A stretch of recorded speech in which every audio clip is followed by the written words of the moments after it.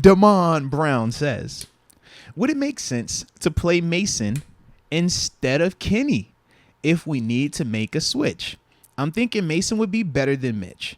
He looked better than Kenny and Mitch first week of camp. He didn't look bad during preseason. Mason can possibly build his stock for a possible trade and, as we transition to Kenny, I think that's what he's ending at the end of that thing. So we got a lot of movement going on here? It sounded like... Because we won't be able to trade Mason after the season. It would have to be like... It would have to be during the season. So it's what? The trade deadline is week 6, right?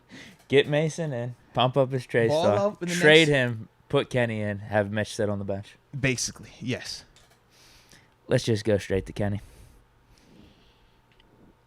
And then if not Kenny, if that doesn't work out, then we go to Mason? Or does Mason not get opportunity at all? No. No opportunity for Mason? No. All right, let Kenny develop. He's the future. Oh, we went that route. Okay, all right. Yeah, he's the future. Mason, This is the last year on his contract. I doubt we're going to re-sign him. I doubt he's going to want to re-sign here. He's probably fed up at this point. Mm-hmm. So, no, I mean, Kenny's the only guy that you pretty much have locked in to your roster for the next 3 or 4 years, for sure. I wanted to ask you your thoughts on this. So you remember when Ryan Fitzpatrick and Tua Tagovailoa were both down in Miami and how initially they were going Fitzpatrick. Then they tried to have Tua come in there and start for 2 or 3 games. But remember, in those games, they would pull him because of, his play. But then they would still give him an opportunity. Now, we've seen a year or 2 removed, he's their starter, right? Is that a scenario that you could entertain in Pittsburgh?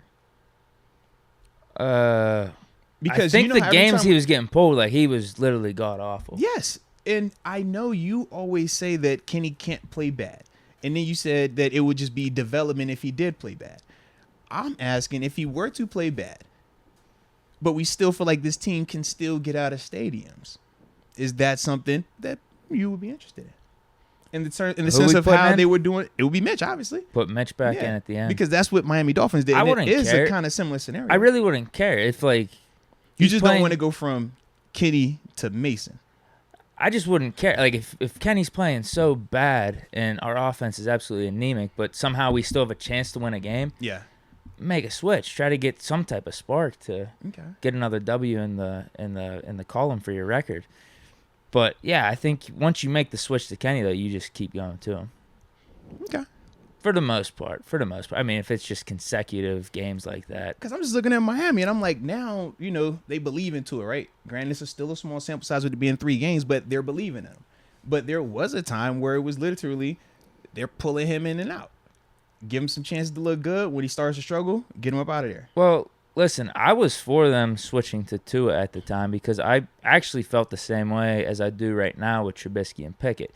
Maybe not to the degree because I feel like Trubisky might have some more growth to him. Yeah. Whereas Fitzpatrick, at that point in his career, you know exactly what he is. Absolutely. I think they were 3-3 or 3-4 at the time, and it was typical Fitzpatrick stuff. Mm-hmm. He had 1 or 2 games where he's hot, he's Fitzmagic, but then he'd have the other games where he'd throw you out of it, and just throw picks. Mm-hmm. So at that point, it's like, bro, okay, you guys are 3-3 right now. Yeah. See what the young guys got. See what Tua's got. See what the guy that you drafted. But they kept coming back to Fitz though.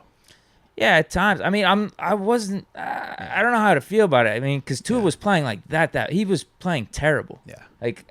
It was like Tebow type of numbers. I think for some of those games that they pulled him. Mm-hmm. Again, I don't expect Kenny to do that at all. But if it is that bad, and we still got a chance to win some of these games, or if we're getting blown out, you want to give him a blow and put Mitch in for the 4th quarter just to get Pickett to take his mind off things. Whatever. But like I said, I don't see it playing out that way. But again, the point of you either got it or you don't. We see how Tua is now. You either learn from it or you let it affect you and you go in the tank and you don't come back from it. No, very true, man. So Tua's back. Now, still, I think he's limited just as a quarterback, physical tools, all that type of stuff. But no, it seems like even though that was going on, he overcame it. Dolphins are 3-0 right now. He's having a pretty good season. All right. And even with all the talk last year about the Dolphins trying to trade for Deshaun Watson. Does Flores believe in Tua? Right, because that was also part of the whole thing of why, they wanted to move on as well from Flores to get somebody that would believe in Tua, right?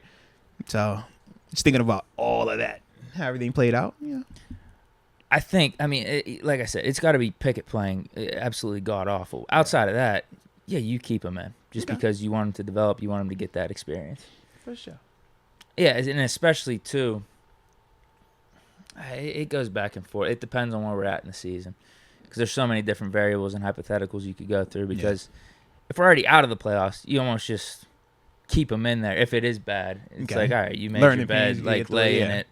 But if we're still in the playoff mix, we're mathematically still in it. That's when I'd be more for pulling the trigger and putting Mitch in if we could still salvage a game. It would definitely depend on at what stage of the season we put Kenny in. If it's like you said, where we're already out of the playoffs and it's like the last however many games, it's like, it don't matter how bad he plays, you just put him out there and you keep him out there. Right. But if it is a scenario where you putting him in after the bye week, so to speak, and we're not mathematically out of this thing, we're still very much in it, but he is a little bit of that sticking point that's holding the offense back, then I'm like, you do go back to Mitch. But it does make it very interesting, that's all. Hey, it'll make it interesting, man. It'll make the offseason that much better too, bro. We won't see till we make the switch, man. Because it's the whole thing where you could flip it the other way. Yeah. Kenny could be awesome. No, you're absolutely right. Absolutely. It could go either way, man. No. What do you think about his Mason call, though? Well, this is the thing, man.